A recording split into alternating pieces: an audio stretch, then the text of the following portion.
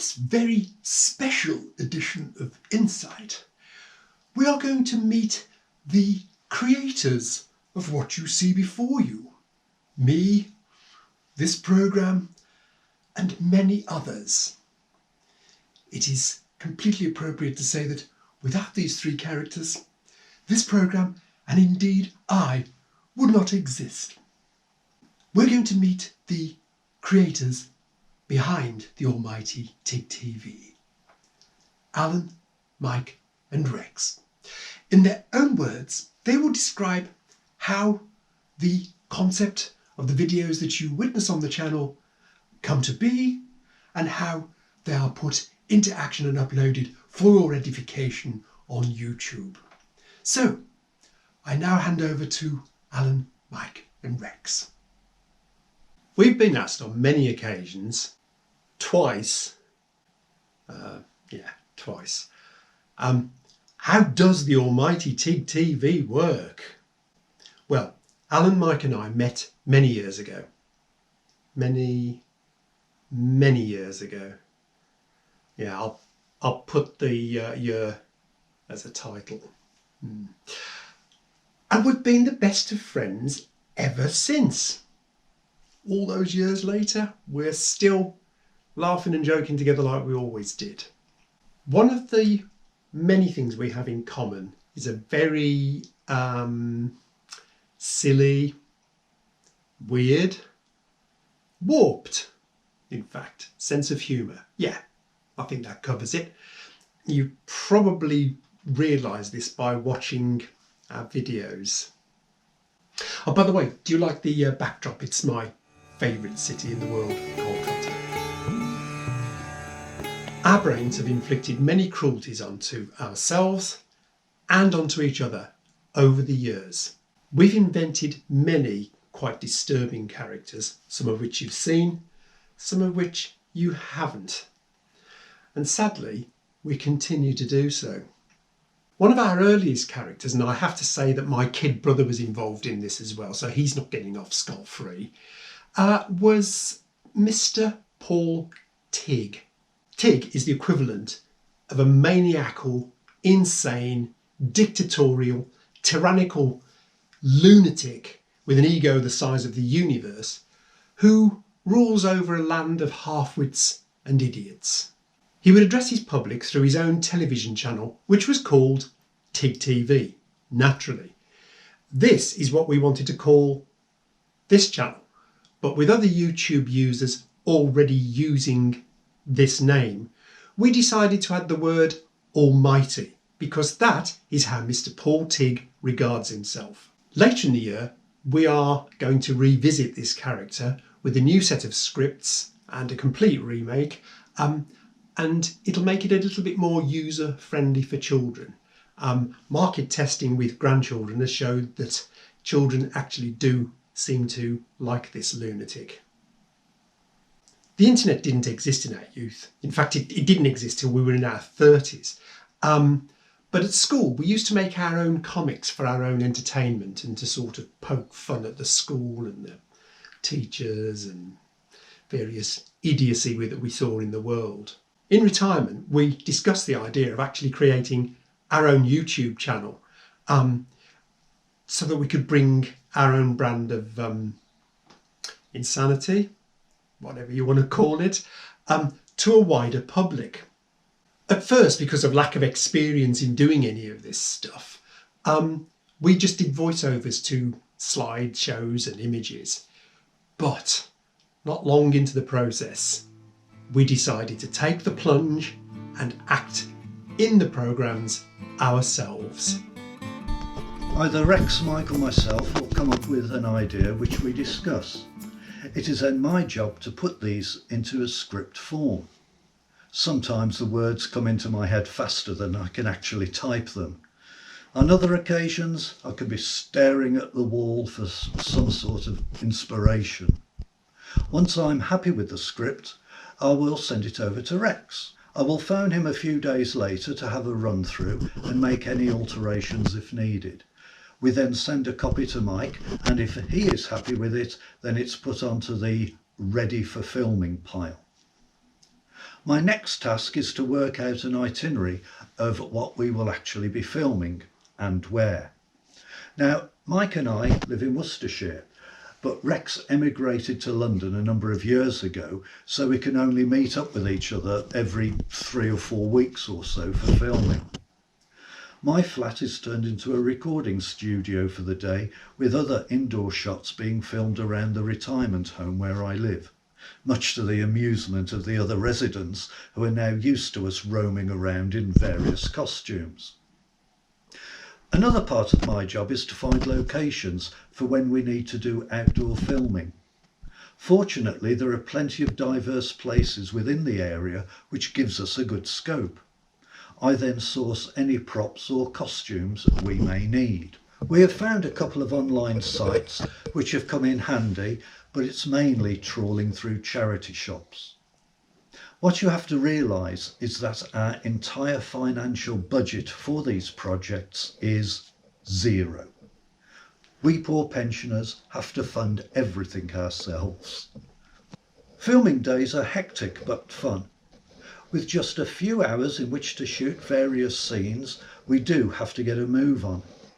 One drawback we face is that none of us are good at remembering lines, so the scripts have to be printed out and stuck to walls, towers made up of cardboard boxes, or simply being handheld behind the camera. What we are working on now, and which will be released in the next few weeks, are 2 brand new series. One is called The Lawmen of the Galaxy. The idea came to me towards the end of last year when I was looking through some old papers from our youth, and I came across this. It is a picture drawn by Mike showing a cowmanaut zapping the deadly creatures of Saturn. I mentioned the idea of doing a series based on the sci-fi films and TV shows of the 1950s and 60s, where the scripts were not very good, the props and special effects were basic, the monsters were not believable, but where the actors took their parts so seriously. Rex and Mike both thought it would be great fun to do, and so wheels were put in motion. The other series is called Slim and Tracy and features 2 idle, overweight slobs who park themselves in front of the television all day. They just whinge and take advantage of their good-hearted neighbour, Damien. Apart from some free to download stock images, everything you see in our videos has been produced by us. While Alan is writing the scripts and song lyrics, I have great fun composing and recording the theme music and incidental music for our videos. All the music you hear is ours. When the set or outdoor location we are filming is ready, then it's over to Mike. When we were at school, together with a couple of friends, Steve and Simon, we were tasked with looking after the school's drinks vending machine, which we affectionately named the Old Cow. We decided to call ourselves the Old Cow Marketing Board. We used to have our own notice board in the school where we used to place many silly adverts and stories. That picture of the cowmanaut seen earlier was something I put on there and I had forgotten about until Alan showed it to me. And look at where it landed us. My job is to sort out the camera and the lighting, the technical stuff. I've always been interested in photography, and now I can bring my skills to this part of the production. We use a GoPro camera for the main filming, with secondary work done on a mobile phone. We discussed with Alan, who acts as director, which are the best angles from which to film, and what we would like to get out of the shot. There are many factors to be taken into consideration when filming outdoors, especially. The sunlight can play havoc, and so can the wind. No jokes here. We have been mainly lucky with the weather, although we've had to abandon filming on a couple of occasions because the conditions weren't right. We're also at the mercy of the public. Some people will show an interest and ask us what we are doing, while others unintentionally will get in the way, and possibly sometimes intentionally. We did get some strange looks towards the end of last year as we walked around Evesham dressed as monks. Some of the indoor filming can be slightly problematic. We are in a living room, and although we try to move unnecessary items out of the way or cover them up, sometimes we have to film with things in the background which we would not want to have. Rex has invested in some proper lighting, which you'll probably see later, and has been a great addition to our meagre resources. Shadows then play a big part, so it is my job to make sure the lights are set up properly. I was roped into acting by the others. I was a bit hesitant at first, but now I'm enjoying it. I'm not too happy appearing as myself on screen, but I find it a pleasant challenge to play all the different characters, especially in the Saturday Tea Time Bonanza series. We recently invested in a couple of green screens, which means we can now have a whole range of backgrounds behind us. It has transformed the videos we make, especially for the upcoming Lawman of the Galaxy series, where we can be filmed on different and alien planets. When the day's filming is over, I take what we've recorded back to London, and when I get home, I have a quick look through the footage just to make sure that everything has come out all right. So when I get home, what I have to do is upload all of the footage that we've filmed during the day and turn them into videos, basically. The editing software that I use is free because it's iMovie, which comes on every Apple computer. The music is recorded on GarageBand, which again comes free with Apple computers. On the music videos, I use a variety of instruments. The bouzouki here, the ukulele I'm using quite a bit. I love these little instruments. They add real punch to a track. This is my trusty Tanglewood. I've used this for years. And of course, not forgetting the trusty Stratocaster. This old lady is 37 years old. I bought her back in 1986. Finally, the trusty old Yamaha keyboard. This was actually the kids. And now they've grown up, they don't use it anymore, but I do. I had to teach myself how to use iMovie and GarageBand. Some of the videos that I edit are quite straightforward, like the Alfred Merriman series, because it's just Alan sat in one place and there's no different camera angles. But others, like the Saturday Tea Time Bonanza, are an absolute nightmare because we record them in 1 and 2 minute bursts and not necessarily in the order that the series goes out. With regard to the music videos we produce, Rex and I have written many songs over the years. We will discuss which ones we shall release onto the channel. I re-record the song and then between us we come up with an idea for the video. Once we're happy with it and it has been put onto a picture board and suitable locations have been found, we then send the lot over to Mike so he can plan out the lighting and camera angles needed for the filming, particularly important on outdoor videos. I also enjoy revisiting songs from the days when I used to tour the local folk clubs, and I tend to record these at home. You will have noticed we also do cover versions of songs we like as well, which is always a hoot.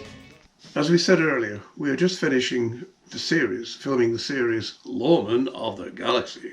It is where we seek out and destroy the enemies which inhabit space.